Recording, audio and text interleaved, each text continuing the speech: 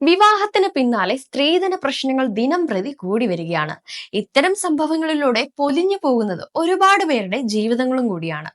എന്നാൽ രാജസ്ഥാനിൽ സ്ത്രീധനമായി ലഭിച്ച തുക വധുവിന്റെ വീട്ടുകാർക്ക് മടക്കി നൽകി യുവാവ് മാതൃകയായിരിക്കുകയാണ്. പരംവീർ റാത്തോർ എന്ന യുവാവാണ് തുക തിരികെ നൽകിയത്. സ്ത്രീധനമായി ലഭിച്ച 5,51,000 രൂപയാണ് യാതൊരു മടിയുമില്ലാതെ പരംവീർ വധുവിന്റെ വീട്ടുകാർക്ക് തിരികെ നൽകിയത്. സിവിൽ സർവീസിനായി ഒരുങ്ങുന്ന പരംവീർ റാത്തോർ കരോലിയ സ്വദേശിയായ നികിത ഭാട്ടിയ എന്ന യുവതിയെയാണ് വിവാഹം കഴിച്ചത്. കഴിഞ്ഞ ഫെബ്രുവരി 14-നായിരുന്നു ഇവരുടെ വിവാഹം. കുതിരപ്പുറത്ത് വിവാഹവേദിയിലെത്തി പരംവീറിന് ഗംഭീരമായ സ്വീകരണമാണ് വധുവിന്റെ വീട്ടിൽ നിന്ന് ലഭിച്ചത്. യുവാവിന് വിവാഹവേദിയിൽ നിന്നാണ് തുക നൽകിയതും.